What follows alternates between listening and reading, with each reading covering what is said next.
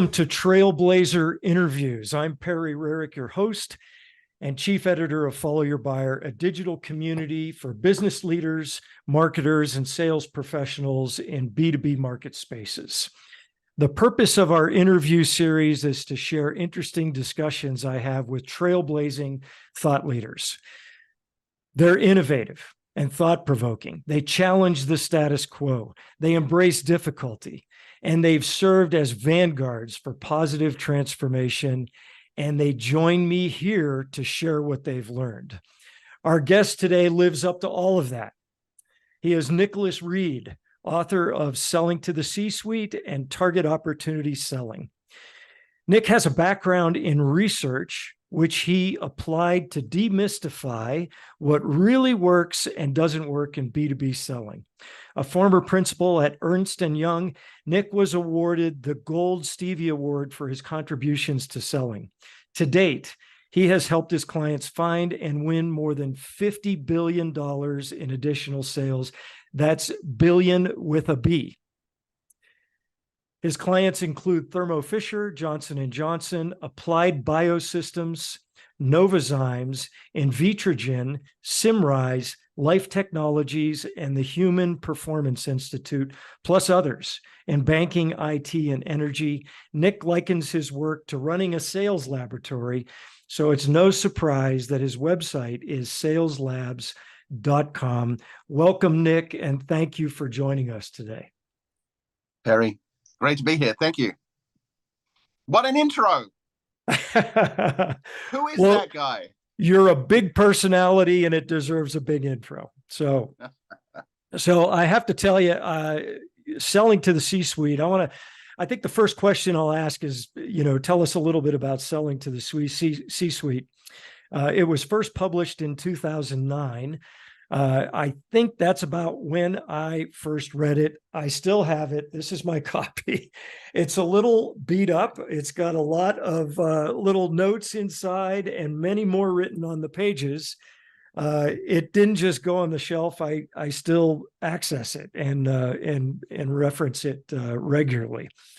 But it was instrumental in changing the parent company of Follow Your Buyers, Life Science Connect.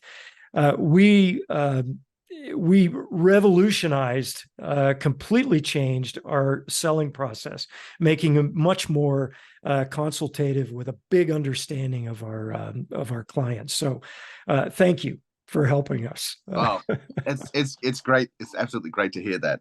I love it when we hear that the work that we put in is making real world differences to people. Yeah. Well, thank you. All right. So I've got to say, there are tons of books out there, tons of books, blogs, websites, video presentations, death by PowerPoint. All of those exist. They all promise to help B2B salespeople and sales organizations sell better, faster, bigger contracts, right? Yeah.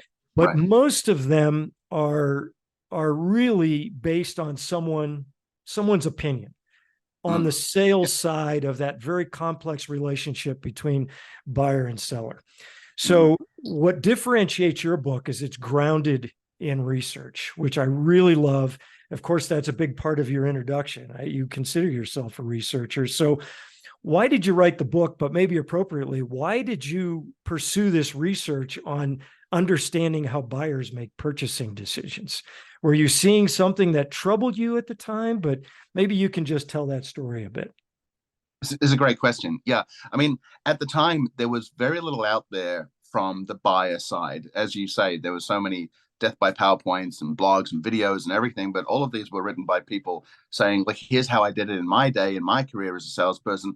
It'll work for you too. And of course, it doesn't always happen that way. And almost none of it was based on any real research. I mean, when we started the research, it predated anyone talking about the customer journey, which is now everywhere. But in most cases, you see that it's still just a sales cycle dressed up to sound customer focused, but it wasn't really focused on how executives buy or what executives look for from salespeople. So, I remember going to a national sales conference in Atlanta. I guess this was around 2005. And the keynote speaker proudly announced that this next year was going to be the year of the customer. And I thought, does that mean that this year wasn't? What about the year before? What about the year after? And I thought, shouldn't customers be at the center of what we do all the time? So in those days, selling was very much seen as a find, pitch, close formula. There's a questioning model over there. There's objection handling over here. There's some objection, closing techniques that you can use. And there was a few codified processes around. But again, it was all kind of, I don't know, best intentions, but somewhat amateurish. So it was just also sales-centric and somewhat manipulative, kind of a toxic salesuality, if we can call it that. And it might have suited transactional selling, but it certainly was not suiting the emergence of what we saw as complex enterprise selling, where it's not just turn up, meet a person once, pitch and close. It was turn up, develop a relationship with multiple people from your organization, multiple people from the buyer's side, including the executives, and develop a relationship that actually meant something. And so we weren't seeing much at the time that was built for that. Certainly not the level of relationship and credibility that you need in the life sciences and other complex industries. So, while all of that was going on, Perry, nobody had stopped to ask the executive buyers what they actually look for from sales teams. There's some really fundamental assumptions that everybody had. When we don't have an open dialogue with people, we kind of guess what they're all about and what they think, but it makes it all a little bit mysterious. And we wanted to demystify all of that. Some of the commonly accepted knowledge at the time was executives really don't like meeting with salespeople. Turned out not to be true. It takes months to become a trusted advisor. Also turned out not to be true. You've heard this, right? Everyone knows these things to be true, except those things aren't true, not at all. And when we started talking to executive buyers, a very different reality started to appear. Okay, so first, executives, they love talking to salespeople as long as you've done your homework and you bring new value. After all, you're selling to all of their competitors, right? So you get to see things in their own industry that they don't hear about at trade conferences or the magazines that they read. So good salespeople who know where the market's going next and what value looks like, they make it their mission to give executives various options that they might not have known about before, and they're worth their weight in commission checks. And executives rely on this because they're not out there, but you as a salesperson are. So that was one of the first, I guess, myth busters that we found. Second, you can become a trusted advisor in the very first call if you surprise them with insight, or even better, with foresight, right?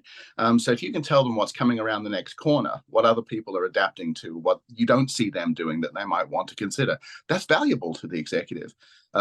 If you've seen efficiencies that their competitors have already ironed out using your solutions or even other options in the marketplace that might affect their supply chain, their manufacturing process, that's valuable to them.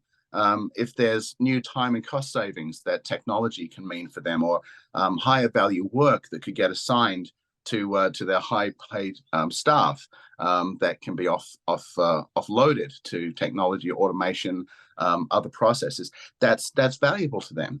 So you kind of want to make a call that the executive would come back and say to their inner circle, you need to hear this. You want to make the type of call that makes them feel like some precious IP has been exchanged. These two key findings, they have a common thread. It's all about what's of value to the executive.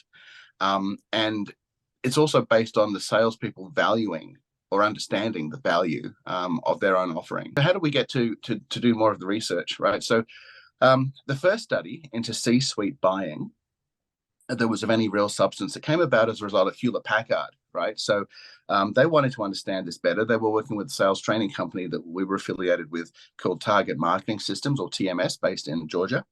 And that was the team that created target account selling, or TAS, that whole suite of methodologies that came out in the 80s.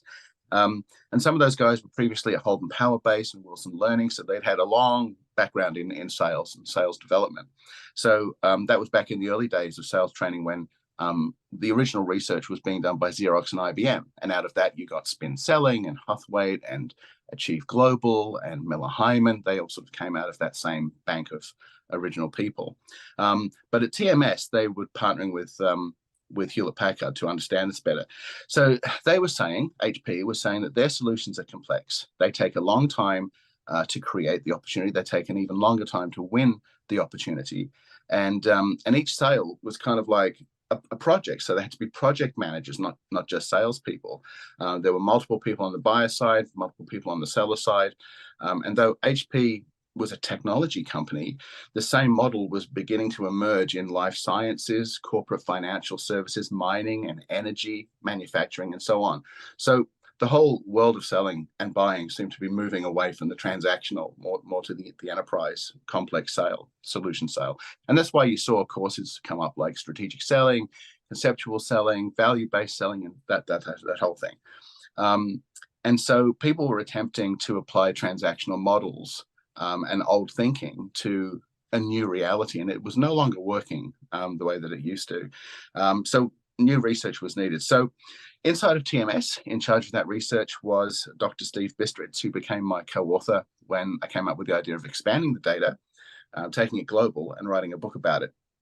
So Steve enlisted the help of Professor Jay Klompmaker at the Keenan Flagler Business School at UNC in North Carolina.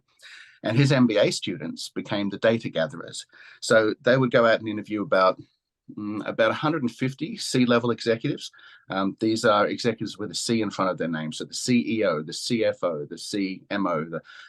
Nowadays, you've got the chief sales officer as well, that we would probably count in that. Anybody with a chief in their job title. And they did face-to-face meetings of up to 120 minutes at a time to really probe into the executive's thinking. And that effort led to a trend analysis and a white paper on the topic. At the time that Steve and his team brought that out, I was living in China, and I was helping Hewlett Packard over there build a business school in Beijing. And as I was trying to introduce Western ideas into the companies that were going into China, most of which were Western, but a lot of them were Chinese partners, we were curious to say, well, is this research out of the US going to be globally relevant? Or is it different in different cultures where they say, well, what's invented in the US, it won't work here because we're unique? And you hear that all the time, right? And then we thought, well, what about across other parts of Asia? What about India? What about Europe? What about Africa? Are there differences? So by the time we were done, we'd expanded this research and we'd audited about 3 C-level executives in about 500 companies globally. And it became a really serious body of empirical research, and it still remains the largest ever conducted. And do you know what we found out about cultural differences in business-to-business selling? There aren't any, right? Other than a few superficial differences, like, giving a business card with both hands and bowing and some of those tropes, right? Selling is selling and closing is closing, whether you're in New Orleans or New York or New Delhi or Neom, which is the new city that they're building in Saudi Arabia. I mean, we didn't see any significant variation. So research is kind of like exploring the human genome, right? When you no longer see anything new, then you figure, well, we've mapped the whole chain, and then you publish. And that's what we did, right? So I guess what a fascinating, that summarizes it. Yeah. Such a huge, fascinating story, like giving birth to selling to the C-suite. It wasn't done overnight. The credibility that you have based on that research is just phenomenal. Of course, I read the book. Okay, got it. It's all research-based, but as you tell the story, it's just incredible. One other thing I noticed that really stood out, we've all heard that it's lonely at the top. Executives are a little insulated. The people that have their ears are, of course, people who are beholden to them, whose jobs are in that company. And the information that's given to them is kind of intentional. And it's interesting that when they talk to outside organizations and salespeople who are really on their marks, their world can open up. They can hear what's going on. They can get those Mm, insights that mm, the mm. sales teams are hearing across. So Now, really now, Perry, interesting point. when you say the information that gets filtered up to the executives by their direct reports is intentional, is that another way of saying it's filtered? That's better. Yeah, right, right. And it is, because inside organizations there's something called politics, right? Of course, And yeah. not everybody wants to tell the boss bad news, and not every culture is open and transparent enough. And so the executives, they understand this as well, and so they see consultants from the outside, and by that I mean salespeople. They see them as a refreshing breath of fresh air who can give them unvarnished opinion. I mean, they're not stupid. They know that your opinion is in some way going to be influenced by what you hope to one day sell them. But the good salespeople, that's not their first instinct. And that might sound odd because we're salespeople and we're meant to be hitting target.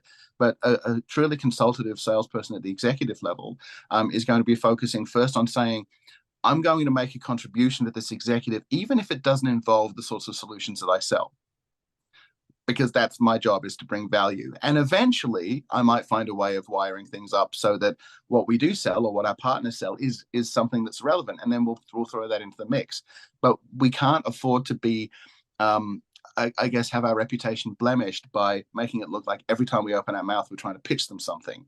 You don't have real relationships in the real world like that. And so we should seek to understand what matters most to the executives that we're responsible for helping, and then find how to add value to them that may eventually involve the services that we offer. Obviously, that might sometimes be at odds with how salespeople sort of see their role when they've got pressure to hit quarterly numbers. But in the long run, it works out, because you end up getting much larger deals when the deals do come. And you're also busy networking them to people who will be of value to them, even when there's no dollar, paycheck in it for you. And that also builds you a strong network, who then start referring business to you through other channels. So it's about putting yourself at the center of a web of relationships, and drawing on those strands, and that becomes hugely valuable to you as a salesperson over time. But you don't see that at the outset, but it's what happens long term. Excellent.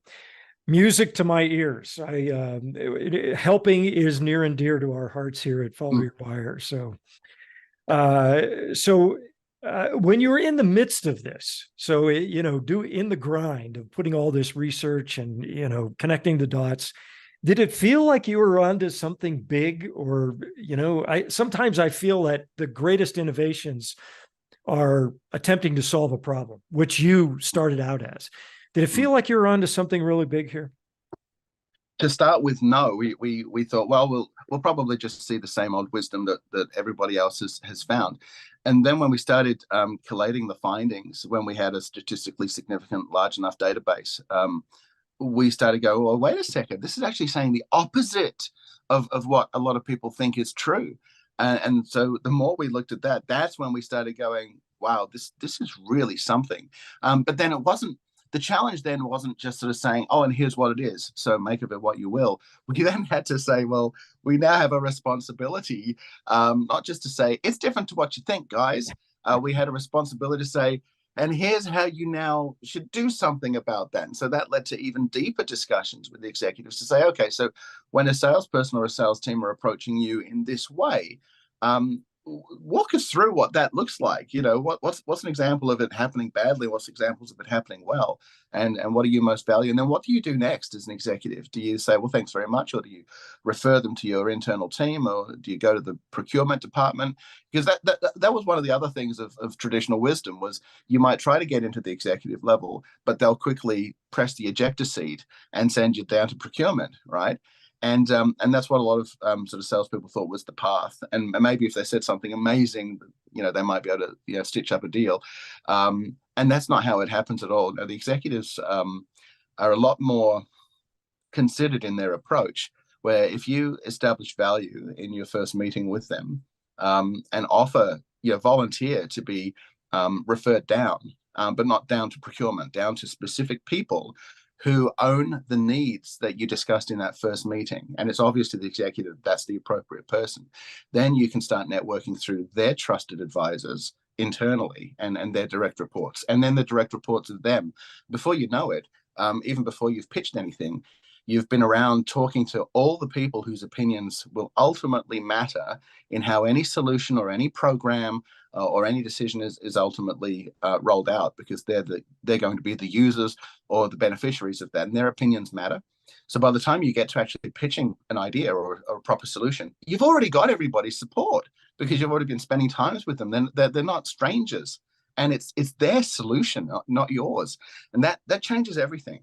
Awesome. Well, so clearly stated. So my next question is kind of like the natural next step. Okay. And this could be some bad news. I don't know. But so when I think you had mentioned already that, prior to 2009, we weren't even talking about the buyer's journey. Now it's everywhere. If you ask 5 people what the buyer's journey is, they're going to define it 10 different ways.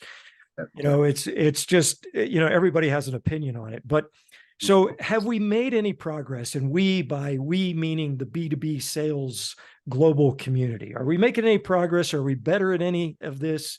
Or maybe we're not, and why? I think in the time since the book was first published in 2009, and then the second edition came out in 2019, because times had changed, we needed to reset the content of the book a little.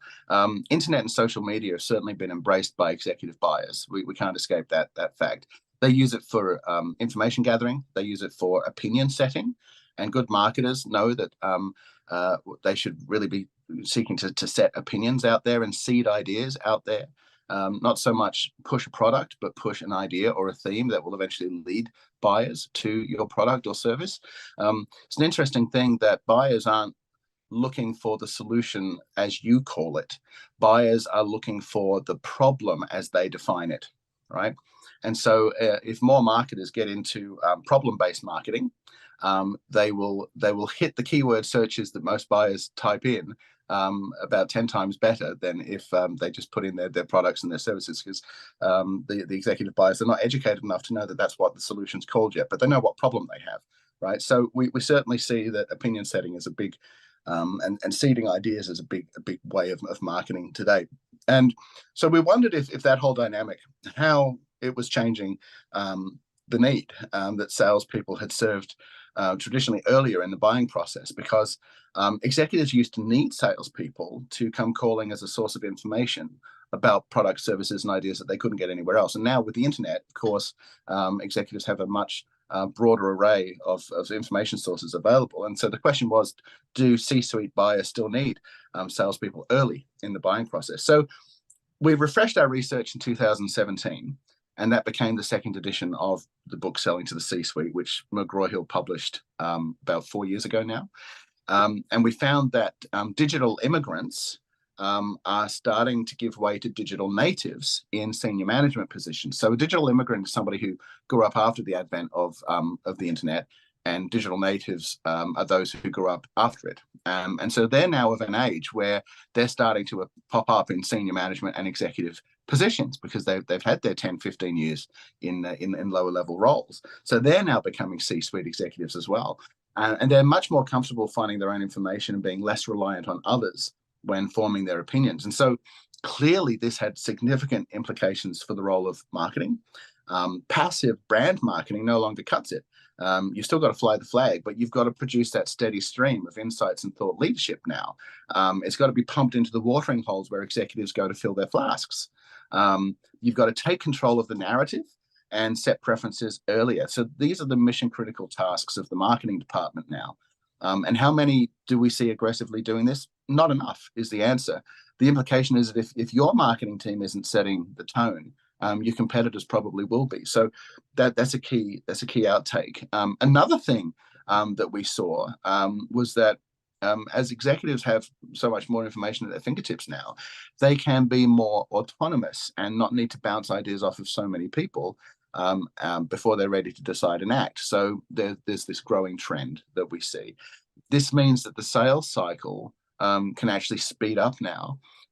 If the executive's read enough and is ready to sign a contract, they'll go for it. So what does that mean for sellers? As sellers, now we need to be equipped with the right conversations and be seen as the people that the buyer should be talking to.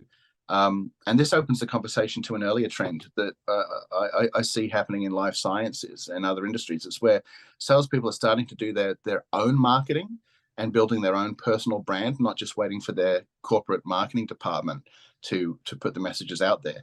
So what does that look like? This is bringing us really right up to date now. The salespeople are now using generative AI and AI executive assistants to auto reply to emails and manage their tasks. We see tools like Zapier, Lindy, Superhuman, all these other ones. And I'm sure that, even though they're the big names today, give it 6 weeks, there'll be another 20, that can do this. But these only cost cents per day. And so salespeople are paying for these types of tools to go through their email boxes, to handle some of their outbound marketing, write thought leadership blogs for them and putting it out on their own personal blog sites or emailing it out to their customers. And it builds their brand as a bit of a thought leader within industry. So for cents per day, salespeople are saying, I can afford that. Even I can afford that. I don't need a big marketing budget, a corporate budget to do that.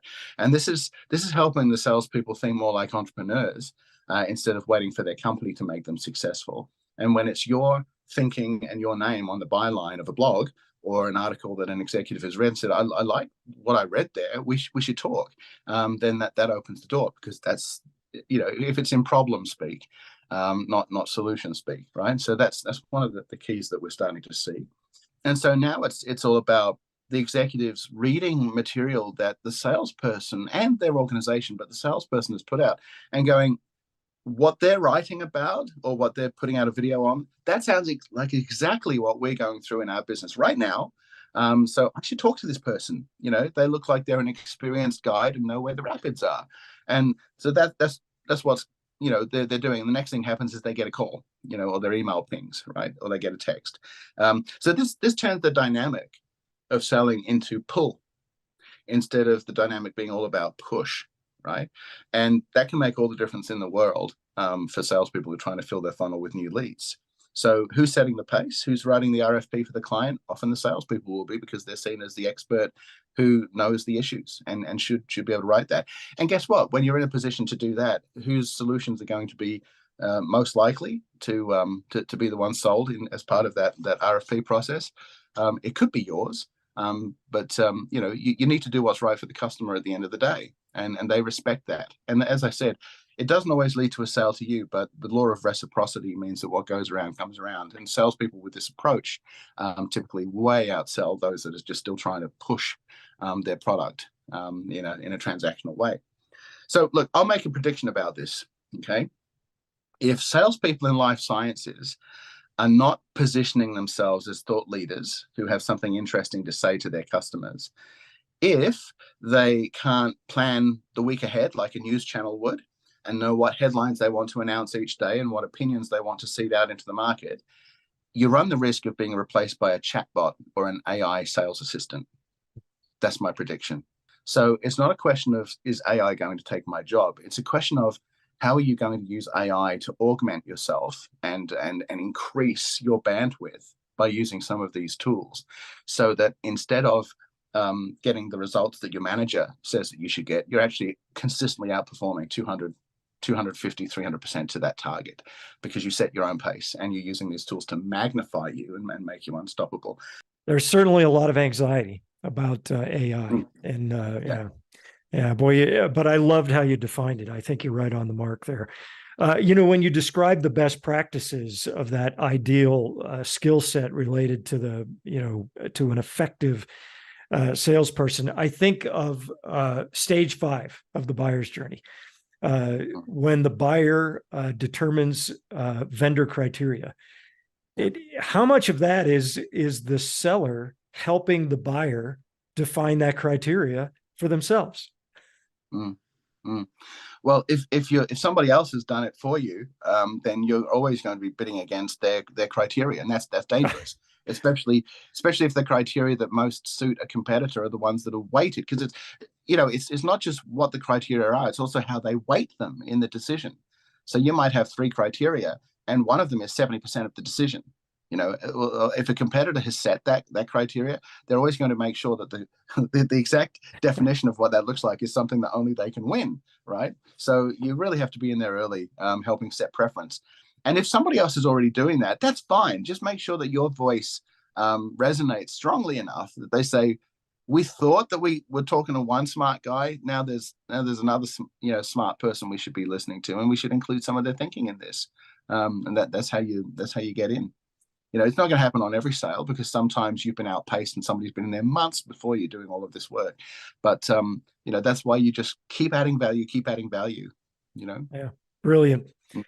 I want to drill down, or have you drill down a little bit into the nature and state of B2B training. Okay, B2B sales training. So I'm going to use an analogy. So if the state of B2B sales training were a patient with an illness, Yeah. do they have an infection? We can kind of fix it with an antibiotic, or are we, or is it a terminal illness? Amputate at the head is what I would say. There's a problem with B2B sales training that nobody in the sales training industry is actually comfortable talking about, because few of them have an answer for it, and so they keep doing the same thing they've always done. I'll tell you every sales trainer's dirty little secret, and this will get me lynched by my own community, but it's true nonetheless. It doesn't really work. Right? So the cat's out of the bag now. Since the 1960s, even, we've known that there's this thing called the forgetting curve. A neuroscientist called Ebbinghaus discovered this. And he's often quoted in sales training circles. What this thing is called the forgetting curve, and some people call it the learning curve to make it sound more positive. But the forgetting curve, which is what it actually is when you train people. And in simple terms, you take busy adults, you lock them in a classroom for a day and expect them to be ready to learn on cue when you put a sage on the stage to strut their stuff. But every 20 minutes, the audience has already forgotten 42% of what they've just seen. That's the truth of it. That's how the brain works. People just don't engage on command like that.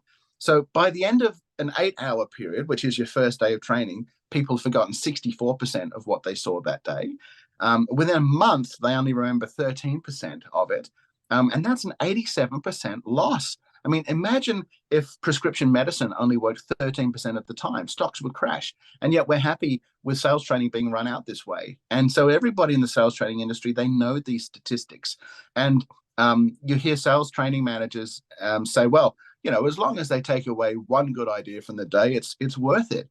And that's rubbish. I mean, that really has always troubled me fundamentally, because when I started my career training salespeople way back in the day, everybody trotted out these statistics with no answers on how to fix it. And I even saw a LinkedIn post this very week about the same thing. And instead of being ashamed that their sales training doesn't stick, the industry actually turns it into a feature. And they say, well, salespeople will forget, but that's why you need refresher training. It's a scandal. So I'm in London, England about 10 years ago, right? And the UK's National Academy of Sciences, called the Royal Academy, they publish new research that they've been doing for years. And this was the big reveal, right? And it was all about how the adult brain actually learns and retains information. And so on their study, I read about something called neuroplasticity for the first time. And now a lot of people have heard about neuroplasticity. What does it mean? Our brains are like flexible plastic in how they absorb and retain information. They create temporary folders for everything that we learn.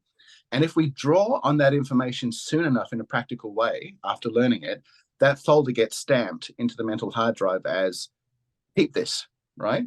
But if we don't draw on the information, it gets deleted. And that's the forgetting curve, right?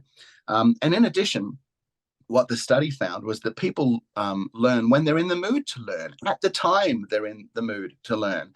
So if you want to see something, how something is done, you go to YouTube, right? And actually see how other people sort of give the instructional videos on how to do it.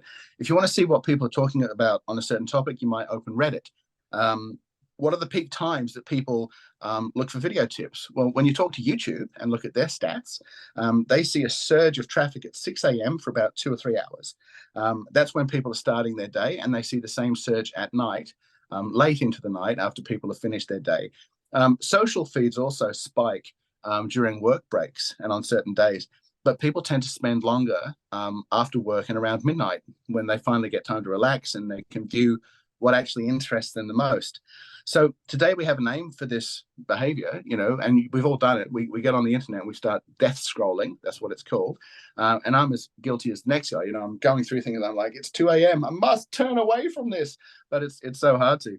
But that's where it really gets interesting. And it's a bit of a game changer for sales training, because when people are relaxed and surfing for videos at a time that suits them and they're in the mood to learn something new, their brain is operating, and this goes back to the Royal Academy study, their brain is operating with what scientists call alpha waves, which is a wavelength that the brain takes. The alpha waves is when the brain is in a state of calm. It increases creativity. It enhances your ability to absorb new information. So what happens when you put that same person into a classroom in front of their peers, and especially in front of their boss? Do you get relaxed alpha waves to enhance their learning? No, what you get is stress. And the brain produces what's called gamma waves, which is where the fight and flight response comes from. And it expects you to be doing things, taking action, solving problems, not sitting as a captive audience. So what we find is that alpha waves are best for learning and gamma waves are best for doing. And these both create learning in different ways, but only under the right circumstances. And so maybe now you can see why the entire training industry, not just sales training, they've got it all wrong, right? So we've been expecting that adults will learn at a time and place when they're actually wired to be in the gamma state, right?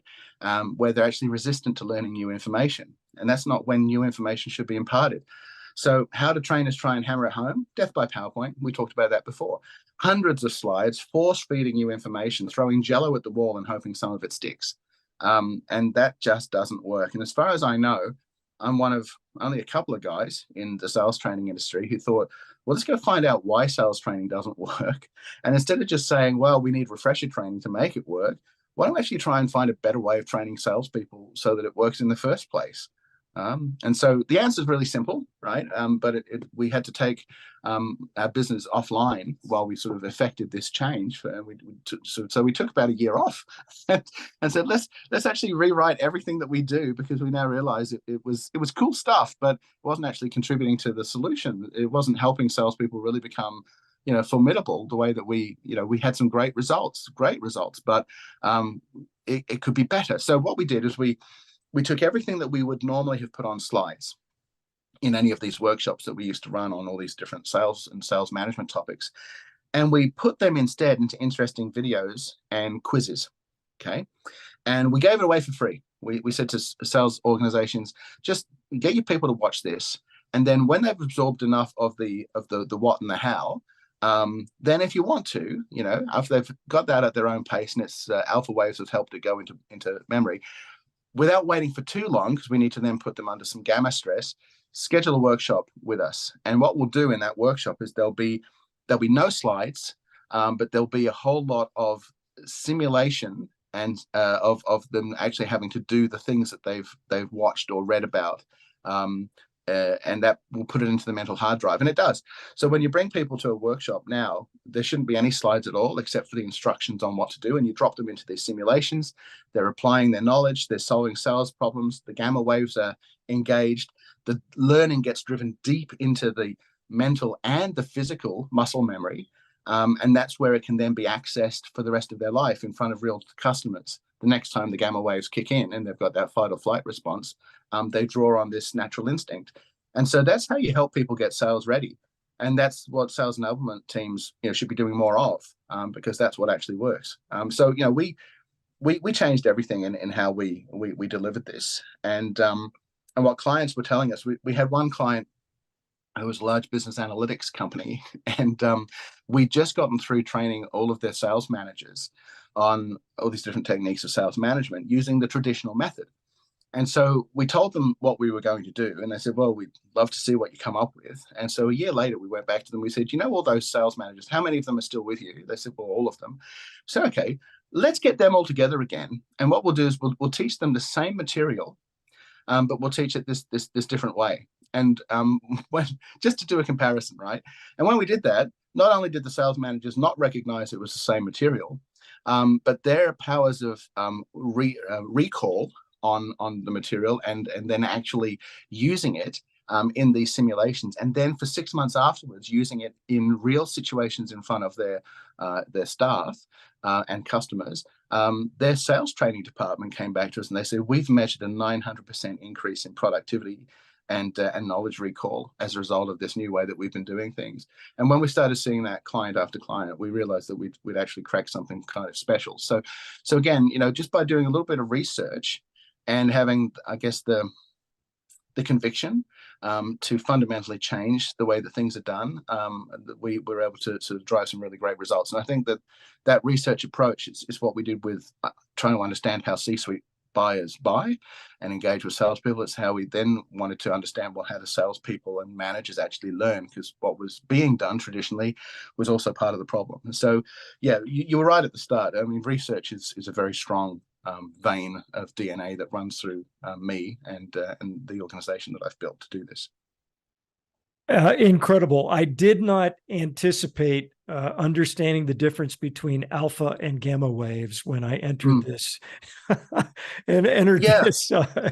This is incredible. This turns everything upside down. I think of all the PowerPoint commandos that I'm going to hear from, that like, wait a minute, hold a minute. You're telling me I'm wrong. So this is just astonishing. Look, in advance, I'm sorry, guys, but you've just got to do your job differently. I mean, we all know it. We all know that sales training, maybe they'll take one good idea away, or, and we do everything we can to monitor and coach and reinforce and get back around. But when the penny really dropped, one of my colleagues in the business, Richard Owers, he'd done a big tour of duty around Asia Pacific. A client had taken him to all of these countries around Asia, and then wanted us to go and do refresher training with them the following year. And so Richard went around again, and what he found is that not only were these salespeople not using what he trained them in just 8 months earlier, but they were actually just so tactical and were treating selling as if they actually didn't want to learn. And that's when we started questioning how many salespeople actually want to learn to be true professionals versus just being left alone. And then you're opening up a whole other can of worms into why are people actually in selling. Is it just to pay the bills, or do they see themselves as a professional with a craft to master, that there is actually an art? And one of the challenges I think we have is that there's very few universities that teach a degree in selling. And so it's still not seen as a proper profession in many circles. It's seen as a bit of a trade that people fall into, and then they get some training on how to do it. But it is so much more than that. And so, every salesperson should take pride that they're in one of the most complex jobs in the world.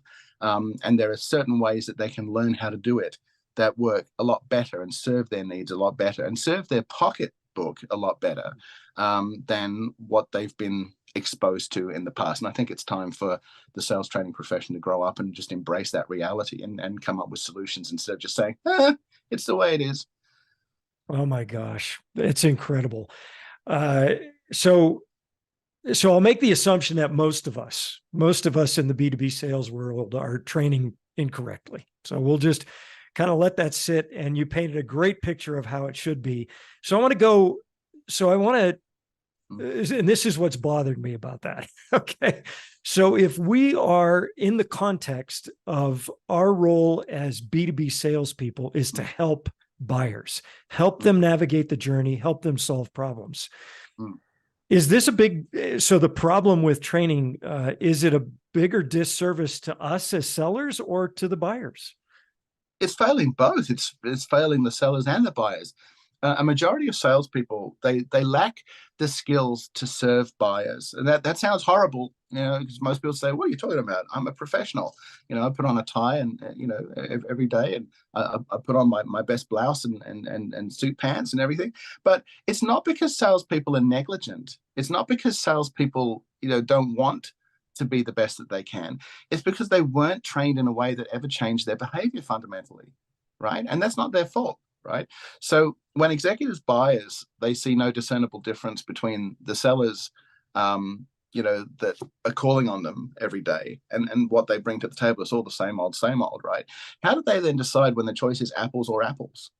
They choose the cheapest apple, don't they? Right. Because what difference does it make? And so that's why badly trained salespeople who don't bring enough value, who complain that the buyers are always choosing on cheap price, they're the problem, right? That's why it happens, because you're not differentiating enough value for the buyers to see any reason to pay anymore. And so you can see whole industries get into a death spiral and a race to the bottom. So bright sellers recognize this and they're proactive about plugging that gap. So let me talk about those salespeople for a problem, because there's something in attitude that can be clearly observable. So let's say you're a pharmaceutical sales rep and it's the start of the calendar year. It's coming around, and you ask your sales manager, what's my target going to be next year? Because it goes up every year. It never goes down. Let's face it, guys, right? And they tell you it's going to be 10% more next year than it was this year. But pricing's going up 20%. So it should be a pretty good year. So you go, cool, that sounds awesome. And so you will set your goals accordingly. And by the end of next year, you'll have whatever base commission and bonus your activities earned you, based on achieving the target that your boss set. And that's how it goes for most salespeople, right? But what the top performers do is the actual reverse of this. They first decide how much money they want to earn next year, and then they figure out what sales they need to deliver to fund the lifestyle they want to enjoy. And that becomes their target. Why? Because they're working for themselves and for their goals. They're not working for their boss, and they're not going to accept the minimum target that the boss sets them, which will earn them whatever it earns them, right? They're hustling. They know where they want to get to in life. So when the manager hands out the target that they have in mind, the salesperson just chuckles, because that number is usually much lower than what they're actually going to deliver. And they set their own goals. They're their own business person. They work by their own rules there. So these are the reps who hit their annual quota 6 months into the year, right? And you see them. And then they go on to earn mega commissions. The smart companies usually have open-ended commission plans to accommodate these top guns. And these salespeople, they see themselves as business people. They don't wait for their company to hand them a mediocre target, even though it might seem like it's a stretch for a lot of people. They always aim higher. They don't wait for sales training. They pay for their own learning. They don't wait for their marketing department. They create their own content. They use their own AI to handle email, task lists, copywriting for them. They build their own personal websites, brand, LinkedIn profile. They populate it with content. They invest in themselves, right? And as a result of what they earn, as a result, whatever their cost was in setting themselves up for this, that just becomes an accounting rounding error. It's small by comparison. And I guess, to make this sort of come home, if you're a salesperson and you're listening to this today, ask yourself, when was the last time you used your own money to go out and buy a book on selling or marketing? When was the last time you used your own money to book yourself on a course on sales training? Now, some of you will be going, yeah, 6 months ago. And some of you will be saying, no, I only ever do what my company tells me to do. They're responsible for doing all of that. Well, it becomes down, as I said at the start, a question of attitude. Who's really responsible for your income? It's a good question to ponder, right? So this is a different breed of salesperson that we see emerging now. For everyone watching or reading this, you've got to ask, is that the game that's going on now? Because if it is and you're not part of it, you could be outpaced. I guess that's the question. The other thing to consider right now, especially, is that every time the economy goes down, the decisions always go up. That means if you need to sell to the C-suite, do you think and act like you're a business leader, like you're a peer, who can think outside the box and engineer great solutions for your customers, and as a result of that, engineer huge sales? Or do you think it's just your job to process orders after the customer decides what they want to buy? One type of salesperson has a future in this industry. The other, I would call an endangered species. Yeah. Wow.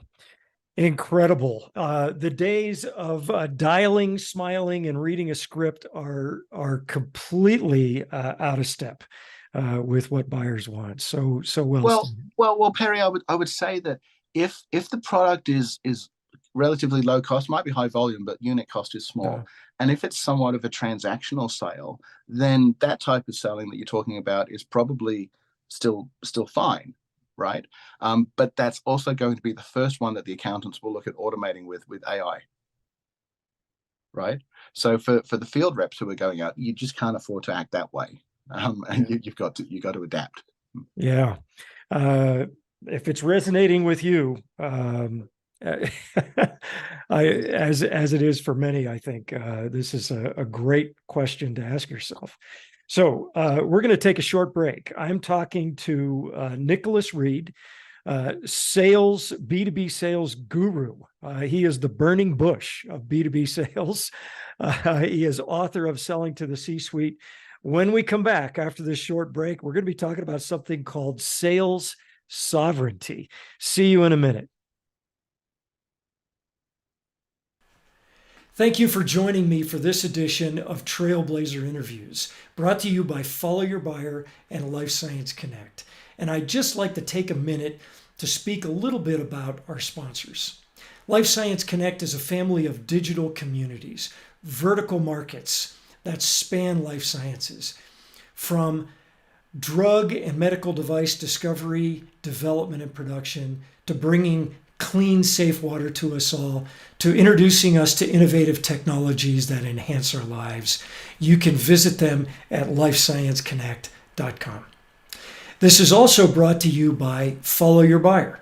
Follow Your Buyer is a digital community for business-to-business leaders, marketers, and sales professionals. At Follow Your Buyer, you're going to find a wealth of content, advice, tips, insights from thought leaders.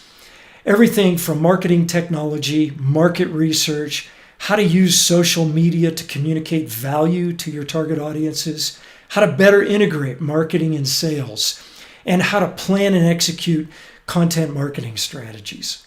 You'll also learn about Follow Your Buyer, a methodology for B2B marketing and sales that places the buyer, the customer and prospect at the center of everything we do, helping them navigate the complex journey to make purchasing decisions that in the end will improve their businesses. You can visit Follow Your Buyer at followyourbuyer.com. You can follow us on LinkedIn and check out our new YouTube channel. So let's get back to the interview. Welcome back to Follow Your Buyer Trailblazer Interviews. And our Trailblazer guest today is Nicholas Read, author of Selling to the C-Suite. And boy, we have been having a great, full conversation. Just incredible. Well, Nicholas, when we first spoke, you said something that really got my attention. And it was about sales sovereignty. I think the way you said it is specifically sales training. Has it lost its sovereignty to technology companies? So when I think of sovereignty, I think of, like territorial disputes. Is that what we're up against? Can you tell me what you mean by that? Yeah, in a way, for sure. Let's do a quick history lesson just so we can put context to it, right? So the 1960s to the 1990s, let's call that the golden age of B2B selling. It started with sales training departments at Xerox and IBM funding a lot of groundbreaking work to turn selling into a productivity line, right? It was a production line. Ogilvy then did the same with the advertising industry. And if you've ever seen an episode of Mad Men, you'll sort of see how that sort of worked out. Inputs would always lead to outputs, and they knew what those inputs were. They knew how to measure them, and they could see what it would work like. Progress could be measured, and they knew if you put enough mincemeat in at the top, crank the handle, you're going to get sausages out the end. The business of sales, marketing, and management exhibited amazing curiosity in those years, a lot of rigor and a lot of innovation in the way it produced research, and it productized this into books, courses, cassette tapes, videotapes, DVDs, the whole gamut of technology to sort of bring this, and then, with sages on stages, teaching it in workshops. I'll drop a few names. Neil Rackham led this on sales behavior. Jeffrey Moore led this on product life cycles. Frederick Reichheld on customer loyalty. Stephen Covey on priority setting. Anthony Robbins on empowerment. John Cotter on leadership, Clay Christensen on disruptive innovation. We know these names. There were names out there, and there would be books out there, and they'd be sort of quoted in a lot of business periodicals and so forth. They were household names in what we'd call the melting pot of business improvement. Their discoveries at the time were pure, they were science-based, they were helpful, and importantly, they were promoted out of a love of the work itself and a wide-eyed sense of wonder. Let's discover what we can discover. So when you look around, who are today's thought leaders doing real research with that same thrill of discovery and then codifying it for salespeople and managers to earn more and live better. Where are they? Now you might say, well, there's these guys, they've got this website, and there's these guys, they've got that website. But when you're talking about those that are doing more than just saying, here's how I sell, I'm going to teach you how to do it the same way. When you're looking for people actually doing it based on real discovery and invention and research, they're actually harder to come across these days. And the reason is that, with a few exceptions, much of the discovery and the critical thinking about selling stopped when the larger sales training companies, and I don't have to name them because we all know who they've been in the past, they merged, right? And then they accepted acquisition offers from CRM and HR vendors, right? So they were hungry for customer growth, the CRM vendors and the HR companies. They were hungry for that customer growth, and these sales training brands had created such a following, they figured, well, we'll use our technology to give those salespeople a way of trading up from spreadsheets and paper to software. And then all discussion about selling became a discussion about CRM, right? And stages of the pipeline and forecasting. And the software companies then started defining what the sales process should look like, and what the stages of the sale should look like, and how funnels should be weighted, and so forth. And so that's what I mean when I say that the sales profession lost its sovereignty to the technology companies. It's not because these technology companies understood B2B selling any better. It's not because these technology companies were doing ongoing innovation into how customers are changing the tools and the approaches that they're using to buy, therefore sales should up the ante.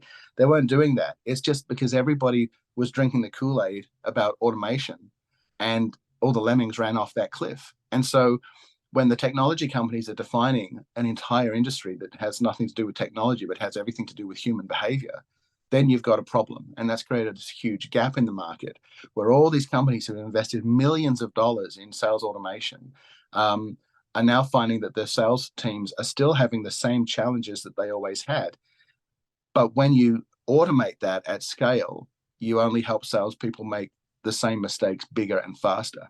And so that's a huge economic problem for macroeconomies as a whole. That's something I'm really concerned about. So fast forward one generation, and there are a few now in sales management or consulting roles who remember how it used to be, right? Especially if they've grown up over the last, say, 15 years, and that's been their sales career, and now they're running sales teams.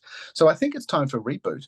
I believe as companies start defining all the prompts and the processes needed to blend AI into their selling model, which is going on right now, it's going to open up these discussions by necessity to say, well, how do we actually sell? Right? What does customer behavior and sales behavior look like? It's going to force us to get back into the knitting, to understand that and codify that. And from that, I'm hoping that we will see a lot more awareness of that process. It's not about technology, it's about the relationships and the interactions between people. And that's going to put the focus back where it should be, which is, what are the people listening for? How are they reacting? What are they saying? How are they leading people, for the salespeople? And then for the sales managers, how are they coaching sales results? And the sales management role is one that I've seen decimated over the last 10 or 15 years. Sales managers used to be responsible for everything, Perry, as you'd well know, from recruiting the sales reps to inducting them to training them to coaching them on on customer visits, to running the sales meetings for the team, all of that. And these days, the sales management role seems to have been dismantled, and parts of that role have been given to recruitment, and parts of that role have been given to enablement. Part of that role has been given to the analysts. What's the sales manager do anymore? Most of them are just glorified team leaders, who, when they do go out on the road with sales reps, they're not always accountable for coaching. And so they sort of relive their glory days as a salesperson. They take over the call and they use their management discretion to authorize a bigger discount. It doesn't seem to make a lot of sense. Yeah, tough job. The sales management job it's different everywhere.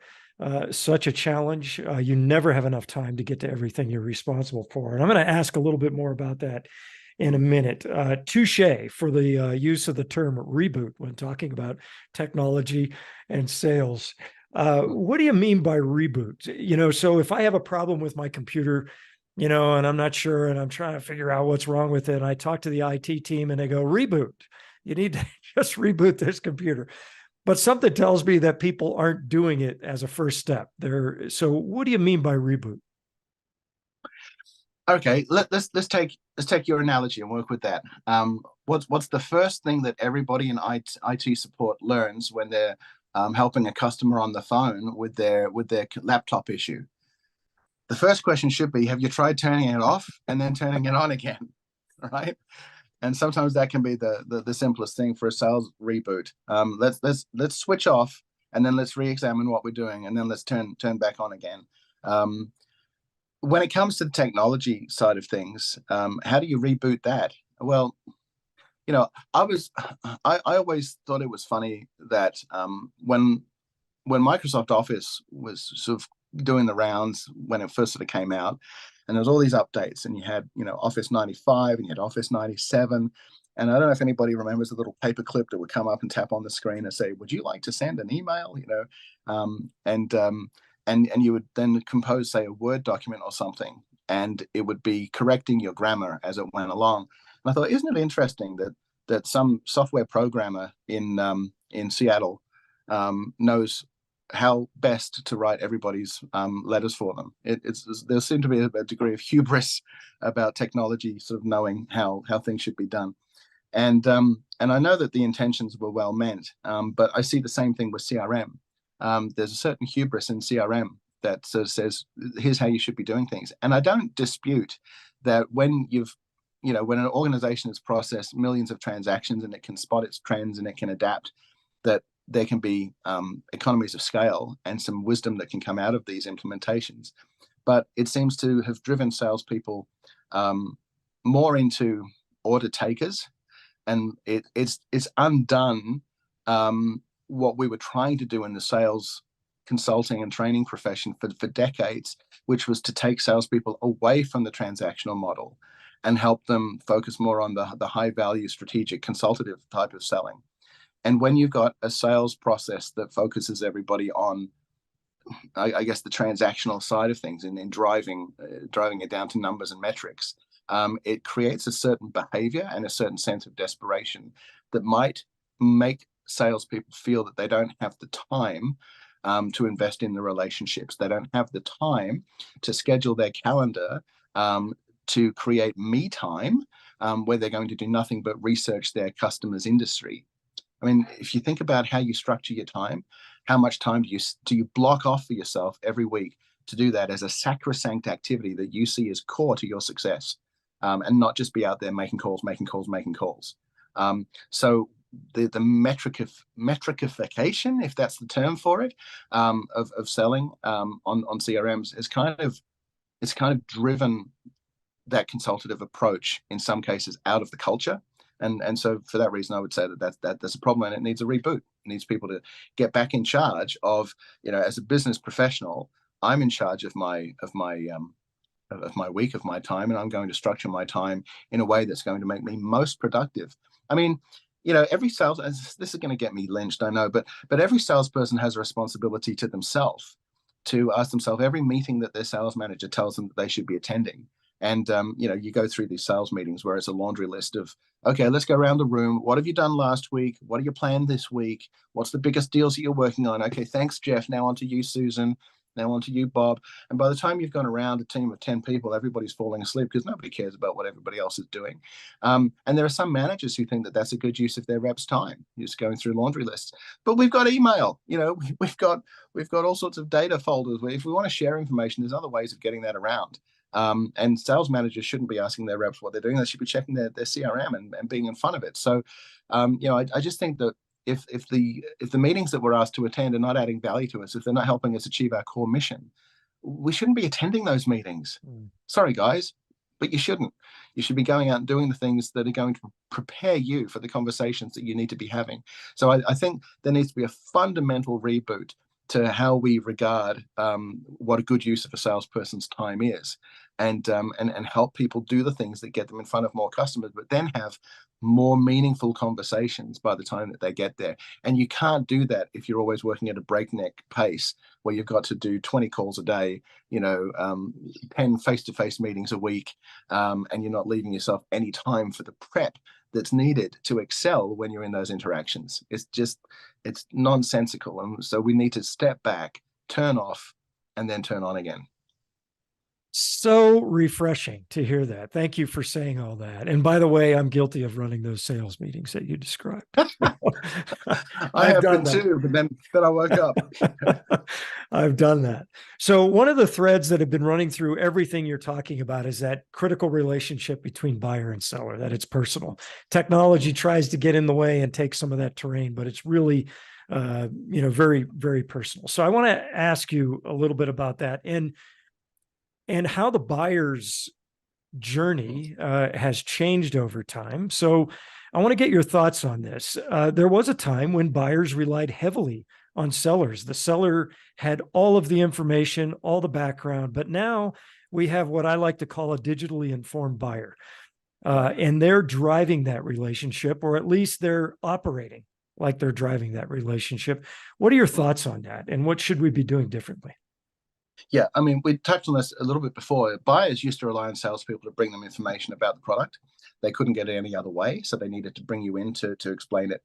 But today, as you say, the digitally informed buyer, that's no longer true. But they do still rely on salespeople to bring them information of a different nature. So make the sorts of sales calls with them that are so informed, so provocative, that the executive feels they should write you a check for the forensic consulting session that you just had with them. And then when they have all of their ideas fully formed, and you didn't have a hand in shaping them, however, and that includes if you're on the receiving end of a invitation to tender, a request for information, a request for proposal, if you've got no choice but to push back on that process, really, if you want to succeed, because you have to act and talk in a way that whatever they're presenting to you as a set of criteria, nothing's written in stone if it didn't already have your input. And your input is so valuable, it should change what those criteria are if you're bringing new and provocative ideas to them that will benefit them, but which were not part of the thought process when these criteria were initially created that you're bidding against, right, or that you're trying to put a proposal together against. So you put anything that the customer tells you under the Bunsen burner of critical analysis, and you make everything molten and malleable again. And then you recast it into a discussion that includes your strengths and your unique features as the things that they now prize the most.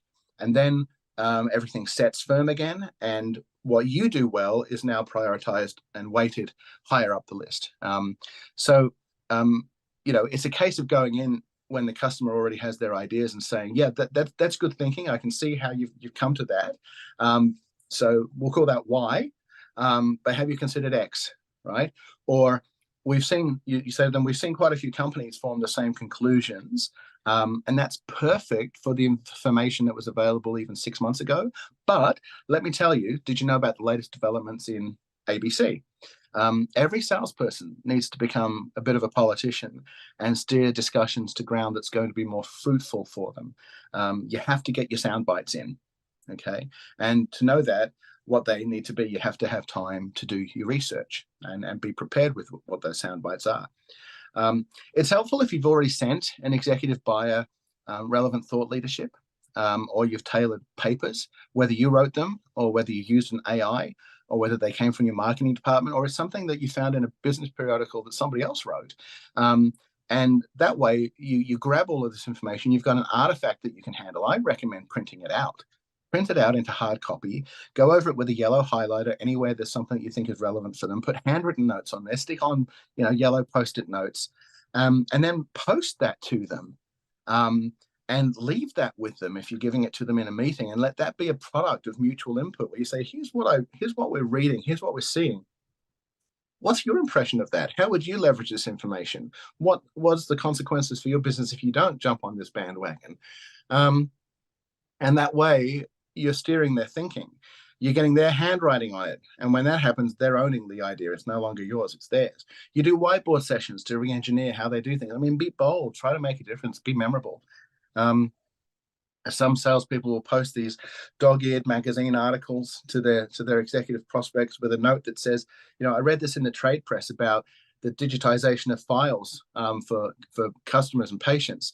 It creates waste reduction. It improves carbon credits. It made me think about the goals that I've read that you have to reduce emissions that you announced last month. Is this an idea you can use? I don't sell it, but it looks promising for a business like yours. I mean, you can do that.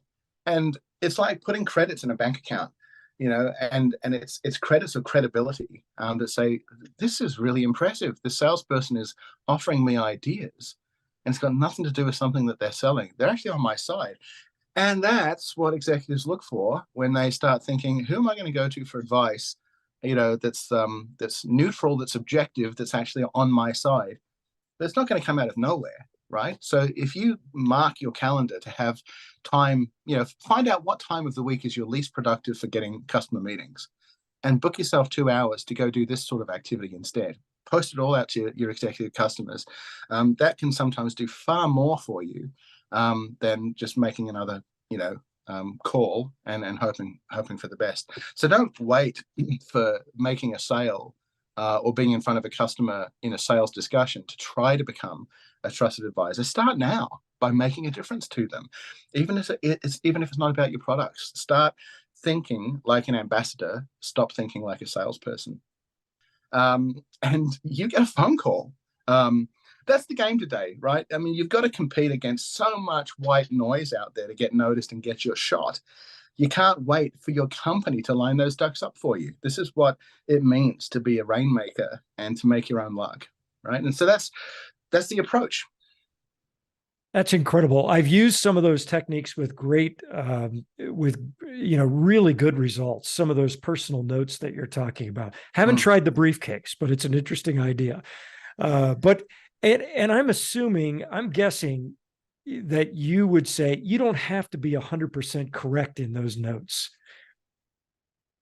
You No, just need to put the effort into that, right? Making it personal. it's about being directionally correct, but no note is ever going to be entirely correct, just the same as no presentation or proposal is ever going to be entirely correct until it includes the customer's input. And that's one of the big sort of weights off of salespeople's shoulders that comes when you actually talk to executive buyers and do the research on this, where they say, do you expect salespeople to get it 100% right and present you with a fully formed, complete, perfect presentation? And they say, no, actually, we'd be really disappointed if they did, because it means our thumbprints aren't on it. And what good is a presentation or a proposal unless it comes after we've had dialogue and it started to include our ideas? And so this is why the whiteboard session is really great, because you can hand them a pen and they start writing their own. They cross out things you've written, they put in their own ideas, they put in their own metrics. You ask them, who else would this affect or include? Who's going to be downstream from this? Let's work through that production flow. And they put these names in. You say, if we included those, should we go and talk to them? Would you like me to go and talk to them for you? What questions should I be asking them? And then could you set me up with an email introduction so they know why I'm coming? Yeah. So, and then you start networking, and then you stand back and you take a photo of this on your smartphone. And that forms the basis for your presentation, for your proposal, because it's your ideas and it's their ideas. And then you do the same thing with everybody else that you talk to until you end up with a mega plan. And then nobody can possibly object to any of it. So all of that objection handling that comes up at the end, usually, you can bypass all of that because everything that you're presenting is what the customer has already emotionally signed off on. And that's one of the other things, is that people make decisions emotionally, right? And then they justify that with logic. So if they like you and they trust you and you've brought value to them and they've had a good time while they've been sort of talking with you and exploring all of this, they've already decided to buy. Everything else is just a formal process to get to that point. So you have to be doing that work up front to create that emotional work that releases those endorphins that create those bonds of connectivity, and the rest sorts itself out. Great advice. Earlier, you talked a little bit about sales leadership, or the role of the sales manager, and it's big and it varies greatly. They could be involved in sales and revenue forecasting, coaching, training, hiring, firing, market assessments. There's a whole bunch of tasks related to collaborating with the marketing department and sales alignment. And it's just a big job. How has the role changed? And what advice would you give today's sales leaders? What should they be doing? How should they approach their role?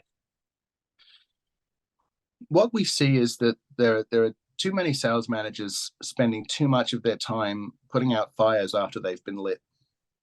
They're focusing on end results and trailing indicators. The better managers tend to focus on the leading indicators, because when you get the first steps right, the results tend to take care of themselves. So what does that look like? It's identifying what sort of sales activities and what sort of customer evidence from their behavior should indicate to you that they're at a certain stage of their discovery process, that they're at a certain stage of the customer journey. It's about making sure that you're measuring salespeople on whether those conversations are happening and that evidence is occurring, so that you actually really know where you are in the process and that the progress is occurring. What we see is too many companies can't decide if they want the sales manager to be a mentor and a resource coordinator for other salespeople whose collective efforts achieve a team target, or if they want the sales manager to be a glorified team leader who's got the admin overhead but still has to chase their own accounts and have a personal sales target to hit. This can happen when a company promotes, say, their best salesperson to lead who were their former peers, and want the best of both worlds. And it rarely works, having that hybrid role. What you want in a sales manager is someone who's good at ensuring processes are followed, so that you can drive predictable results. They need to be good at spotting trends in data, especially where the data relates to the performance of the salespeople, the validity of where sales actually are in the pipeline, how qualified they actually really are, whether the evidence stacks up. They've got to be realists. They've got to have a strong enough personality to coach and mentor their staff, and sometimes have corrective discussions with them. With the best culture around that. It's for everybody's benefit. They need to understand how to sell, so that they've got credibility in those discussions. But they don't actually need to be a good seller to be a good manager. They need to be part architect, part project manager, part therapist, part ambassador, part politician. It's a different skill set entirely to be a good sales manager than it is to be a good salesperson, although there is some overlap, but there's some fundamental differences. What you don't want in a sales manager is someone who feels a driving need to be liked by their team members all the time. And so they never hold anybody accountable. They never put anybody into any positions where positive pressure can turn coal into diamonds, for example. You don't want somebody with an ego that's so fragile that whenever they visit a customer with a salesperson, they have to take over the meeting to prove that they know how to sell still. Another common problem that we see is managers using their authority to approve discounts so that they can end the day with a few scalps, right? It feels like a big day out, but that sends entirely the wrong message to the salespeople. So, managers need to also have objective measures for each discrete sales opportunity. And sometimes a sales methodology or a sales process will deliver this, but managers must have these in place so that they can look at all the deals in the pipeline that their reps are chasing and know if their rep is winning or losing the deal based on what they see in the customer's behavior, to demonstrate that there's empirical proof that the customer is at a certain stage of that sale and ready to take the next step forward. So some companies will run what they call opportunity reviews or war rooms or win clinics, call it what you want, using tools like that. And they have to have the courage to walk away if the customer isn't giving them a fair shot and is just using your business to collect competitive quotes before going with a vendor that they already decided they were going to buy it 3 months ago. It's better to fail fast and move on than fill the forecast with fiction. I would always say that's a key part of management. You can run, another good technique is running win-loss reviews mid-sale. Now, some companies will say, we should always run win-loss reviews when we lose a big deal to find out what we can learn. And some do that and some don't do that. But why not run it while the sale is still active? Run a win-loss review halfway through. And say, let's pretend that we're several months in the future and we just learned out that we've lost this big deal. Let's do a post-mortem to find out what are all the different things that are going on now that could lead to a loss. What are the things we don't know that could lead to a loss? Who are the people that we should be covering off that we're not meeting with that could lead to a loss? And when you identify that, it's kind of like going back to the future to look backwards and then fix things. You can do a Marty McFly. You can go back in time and fix things before it becomes a problem, and sort of move forward. So these are all great ideas that good sales managers are putting in place in their organizations, and they use those insights to fix problems while they're still fixable, right? Good sales managers also can document what each of their salespeople does better than each other.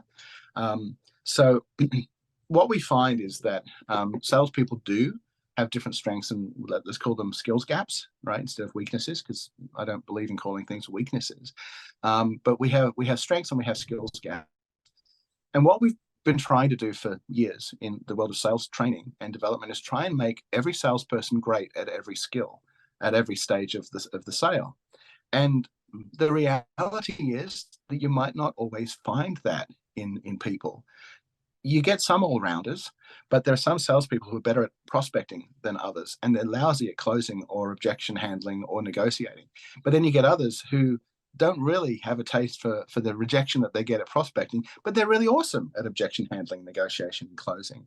And so, you might find that if sales managers treat their sales team a little bit like a football team, and you find that Bob is better on the offensive line, and Susan blitzes each offensive tackle, and James is better as a receiver, and Brenda's clearly the quarterback. Well, does a football team try to make everybody good at everything, or do they play to each person's strengths on the field? Well, they play to the strengths.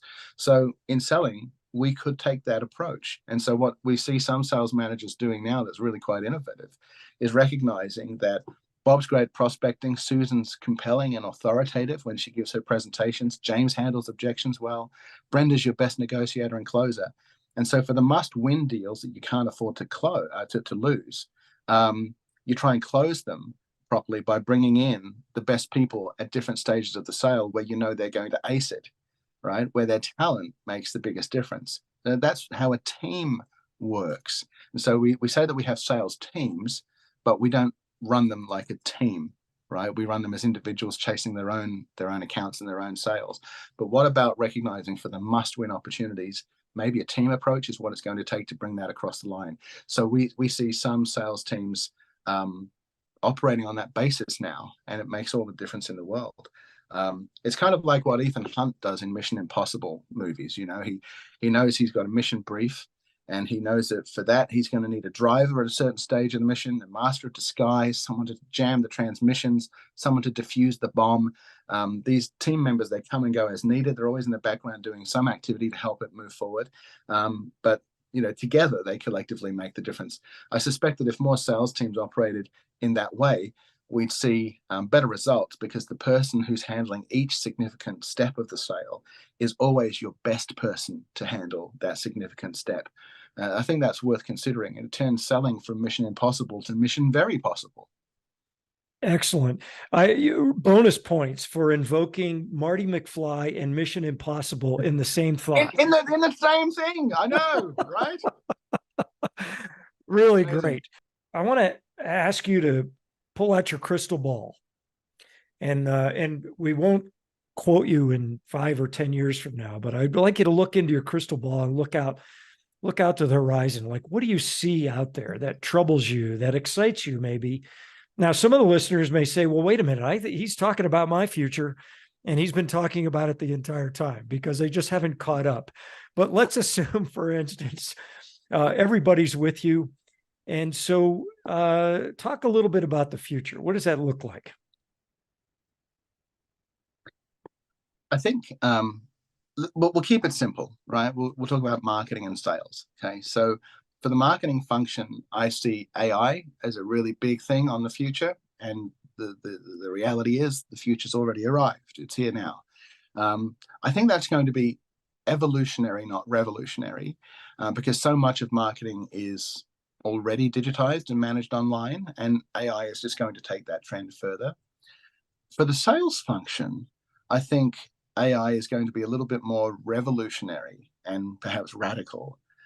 So let's start with marketing, right? So right now, OpenAI is experimenting, and bearing in mind that, give it 6 months, all of this will be sort of quaint and out of date, because there's going to be so much innovation so quickly. But right now, what we see is that OpenAI is experimenting with it looks like Q star or Q asterisk, depending on how you actually say it. But that's all about something called process supervision. Okay, so process supervision is what trains an AI to break down the steps needed to solve a problem or complete a task. So it improves the algorithm's approach to getting the right outcome. And what we're talking about here is learning and self-correction in order to go through a set of stages to achieve an outcome. So that's another way of saying that AI is starting to become adaptive. And we've had that with machine learning for a couple of years now. But once we have that, we can replace humans in most knowledge worker roles or procedural administrative roles or clerical jobs, because those can be broken down into a process or a series of steps. And what is marketing? What is advertising? What is social media campaigns, if not a series of procedural steps, right? So what we're seeing with this process supervision coming through in AI is the ability to do that. And I think that's really interesting. And we're even seeing that in creative work now, because we have AI apps now that can create photos, illustrations, diagrams, full motion videos, build websites. We're seeing people creating mini movies, using nothing but AI. And the AI will write the script. A human might tweak it a little bit, and then they'll put it into an engine to actually create the scenes, the backgrounds, the costumes, the characters, lip sync, all of it. So the type of marketing that doesn't require human interaction, which is the strategy, which is based on data analysis, the planning, now even the design, the creative, the execution, all of that, even initial customer outreach and voice contact. I think that we will see all of that get pushed to AI.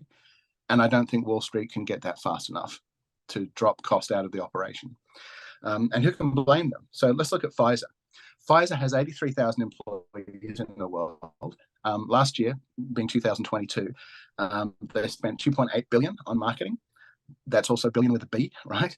And I'm going to guess that after its 25,000 clinical researchers and scientists who are on the payroll, Pfizer's next biggest department is probably marketing, and that's usually about 10% of headcount. So we'll say marketing in Pfizer is about 8,500 people, and each of them is likely on a salary of about 150K, right? So that's a sunk cost of 1.3 billion with a B that most CFOs would rather see hit the bottom line to boost dividends, right? So Pfizer made 40 billion in profit last year. So if you automate marketing, you've just made an easy 3% bump on that, which is like funding another 3 billion in top line revenue. So show me a CFO in the world that isn't already doing the math on that. It's going to happen. So AI will generate advertising campaigns. It'll include video workflows with all of that, all adapted to an audience of one. Can you imagine that? That's how it's going to be. It's going to be the same with proposals. I think it'll be the same with pricing. We already have the technology to do it. It'll handle the follow-up discussions when prospects show interest with live voice calls, and we've called them live because they're actually happening in real time, but it will be between a real customer and probably an AI sales agent.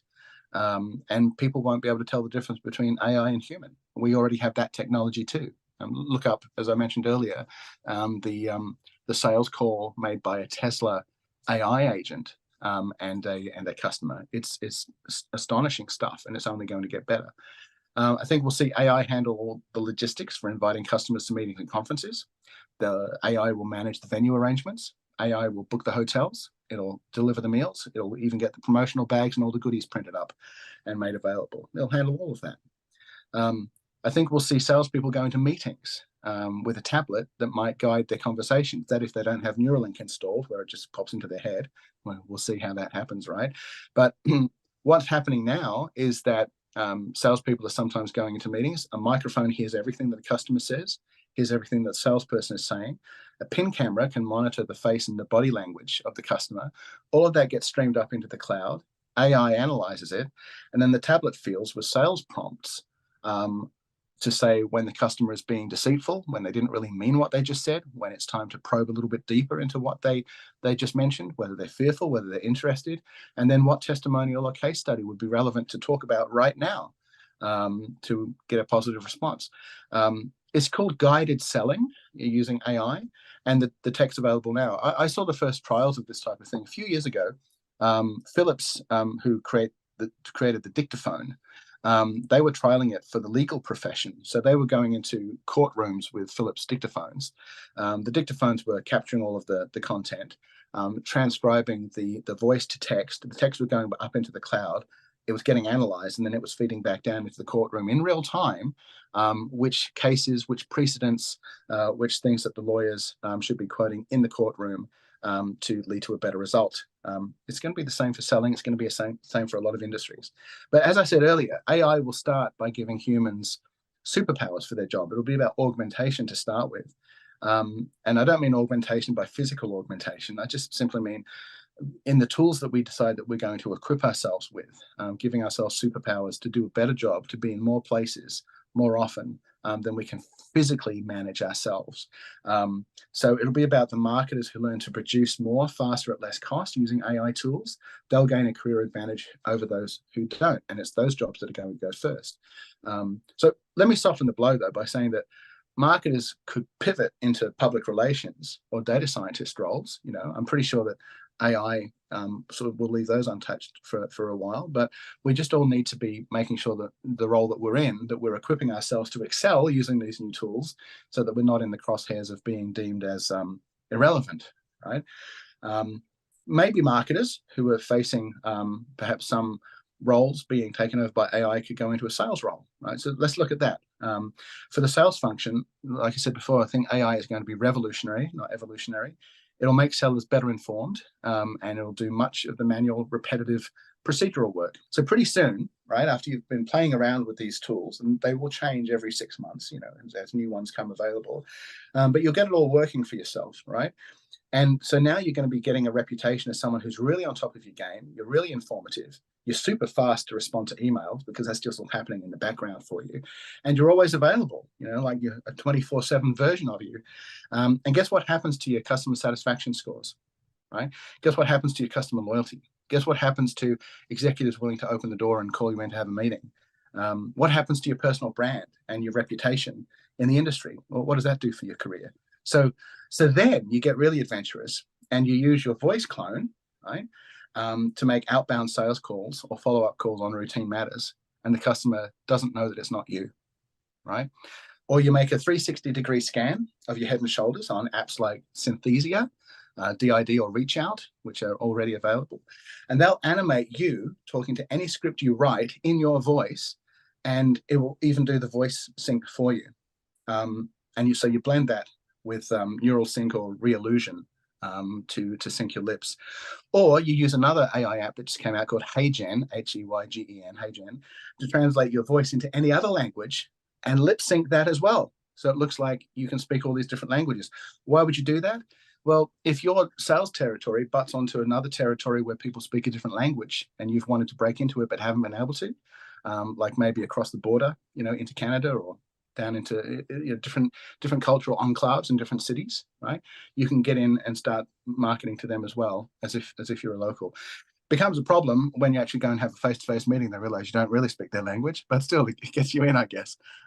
Or maybe you just transact the whole relationship using your AI and you're just prompting it and it's just talking to them in their own language. And I think these are some of the developments that we're going to see, because with enough scripts and prompts, you can train the audio version or even the video version of you to make phone calls and do Zoom meetings, right? So, I might eventually get to the point where this would be the big reveal, and I'd say, so Perry, thanks for this lovely interview, and I'm Nic's AI avatar who's been doing it the whole time.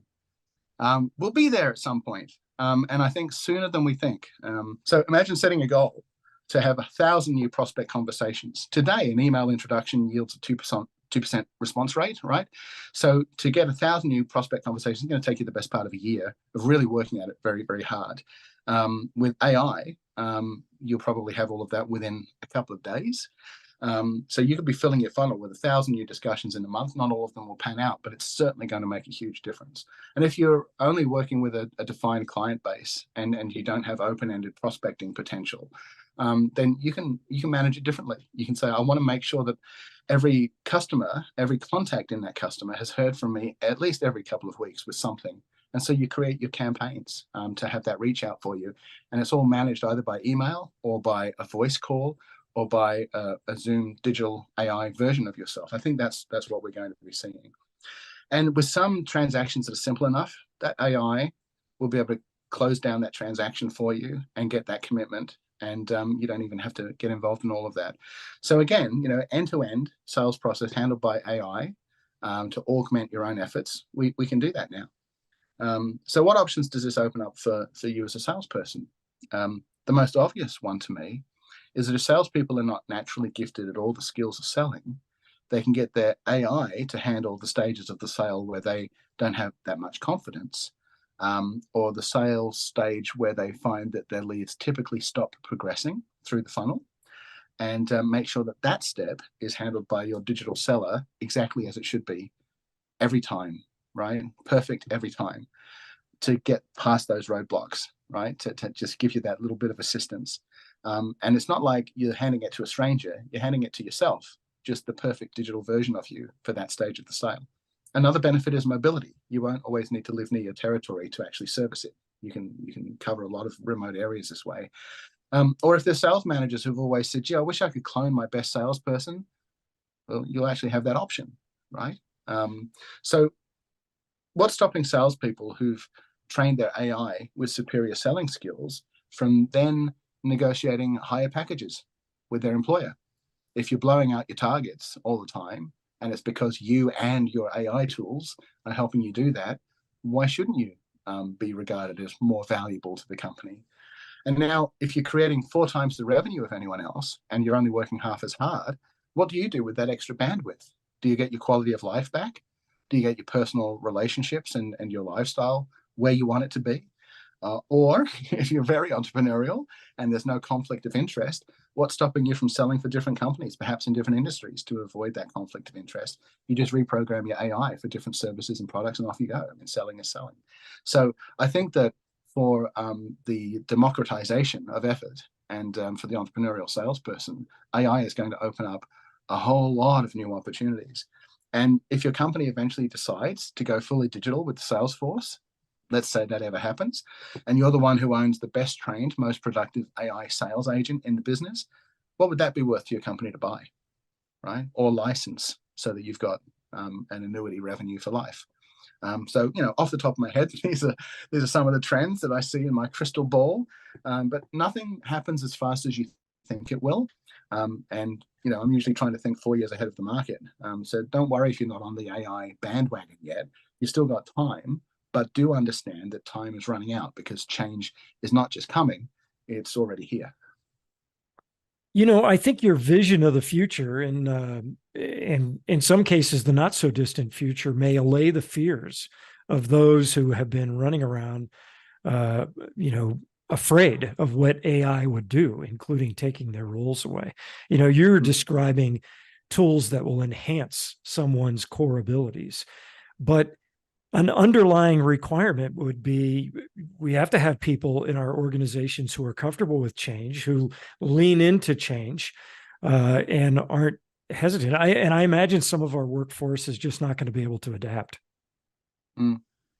Well, yeah, and I guess it comes down to, and we touched on it earlier, why did we get into sales in the first place? Did we get into sales because we didn't know what else to do? We just sort of fell into a sales role, and we say, well, it's okay. It's kind of like customer service. I'm good at talking to people. I don't really like putting the hard word on people, so I let them buy from me, if they want to. But I'm not really going to stitch them up for a sale, and so they don't sort of approach selling with what I would call some commercial assertiveness. I think that there'll be salespeople will have to decide, am I a dyed-in-the-wool, true blue, through and through salesperson who loves the hunt, who loves the chase, who loves adding value to customers, who loves the relationships, who loves what my company develops as products and services, and I just love this profession, and I want to be the best I can in it, and I want to use every tool that's available to me to be the best. Those salespeople will start to emerge more. And the salesperson who is a Saturday salesperson, a casual salesperson, a tourist salesperson, I think they'll self-select that it might not be the game for them in the future, and they'll sort of move on to other types of roles, which is probably what they should have been doing all the time, more of a customer service, merchandising, support type of role. So I think we're going to see those that can sell, who can make orders, split off from those who can only take orders. and there'll be a very clear delineation there coming up. What a great distinction. I really like how you separated that. That's, yeah, I think of it as, people who are the first group you described. This is their life's work. They've discovered that sales is their life's work. And they're going to do it. They're going to do it. They're going to adapt. They're going to, do all the things that you just described. So awesome. So what are you doing nowadays, Nic? So you have covered a lot of ground. So I don't know how you must work 24 hours a day. So what are you up to these days? Yeah, I just changed the batteries, Perry. Yeah. Well, okay. So what am I doing? One of my favorite internal projects at SalesLabs was mapping the genome of what we call sales DNA. Sounds fancy. What does it really mean? I went to live in India for half a year, and we bootstrapped up a software lab to build an online system that could analyze sales calls for us. This is if a sales call was coming through the PBX of the call center, or if the sales call was happening face to face with the customer and they had their smartphone on the table, we wanted to use all those microphones and grab all of that content. Today, those sorts of apps, they're around, but back when we were developing this, nobody had anything, so we sort of like pioneered it. We were able to analyze those calls, and then based on what we actually heard each salesperson doing, we were able to spot their strengths and some of their gaps and provide coaching and development based on observing them as an audience of one, which is a very different approach to the sheep dip sales training that you would typically get. So anyway, after we'd ingested about 1 million minutes of sales call recordings, we found about 67,000 different skills that salespeople revealed. Some of these were core, some of them were outliers, some of them were based on personality and were not replicable. So we sort of plumbed the depths of that, and I love getting up to my ears with the data of it all. And we found that skills started to cluster around what stage of sale people were navigating. And they also started to cluster whether the sale was transactional or strategic, how many people they had to sell to, and so forth. There were different skills that were emerging. But of course, it's impossible to coach 67,000 different skills groups, right?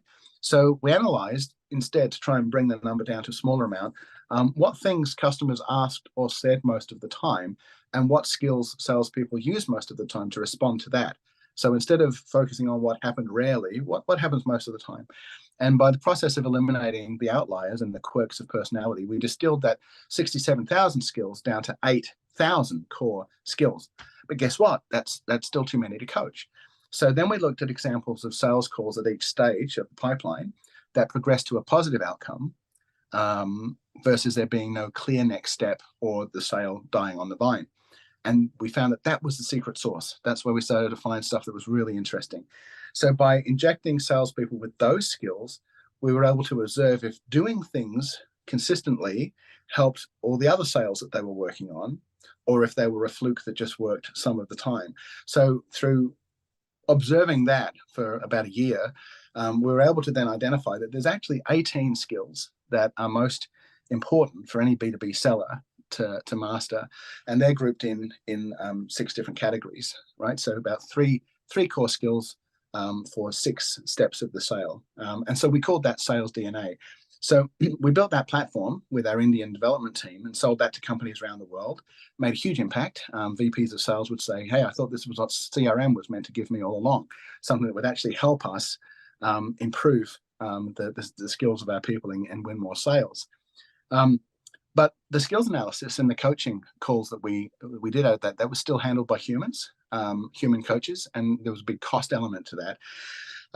And there can also be some variations, no matter how much you train your coaches to try and be uniform in their approach. So what's keeping me up at nights now is turning all of this back into a skunkworks operation to look at ways of developing that into an AI platform with a complete library of training videos and all the analysis and the coaching handled digitally with a digital coach that may or may not end up looking like me. There's better looking people for that, but you'll be able to get coached based on observation of what you're actually doing with real customers, and the AI coach will then draw on all of this material recommend some videos for you to watch when you choose to watch it, so that it's alpha waves helping you learn.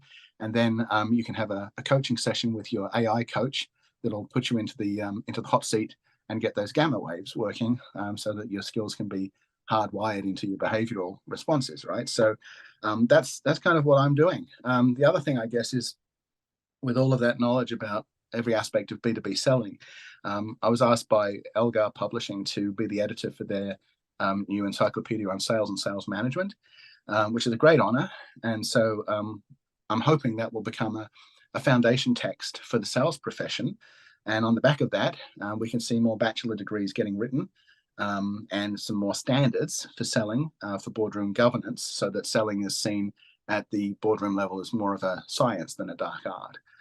So that's kind of what I'm spending my nights and weekends doing, while during my days I'm still working with clients and coaching and developing salespeople. A very full life you are living. That's awesome to hear. If our listeners want to learn more about SalesLabs, the sales DNA model that you have, and the 18 critical skills, how can they find out more information? We're relaunching the SalesLabs website with new information on this and on AI, and so that'll be up. Probably by the time this interview goes to air. That'll be available at SalesLabs.com. Well, thanks, Nic. This has been just a lifetime of knowledge that you've shared with us. Thank you for taking the time and sharing all of that with us. Just an incredible career, and it's not over. So thank you very much for joining us today. I've been speaking with Nic Read. He's the author of Selling to the C-Suite and Target Opportunity Selling.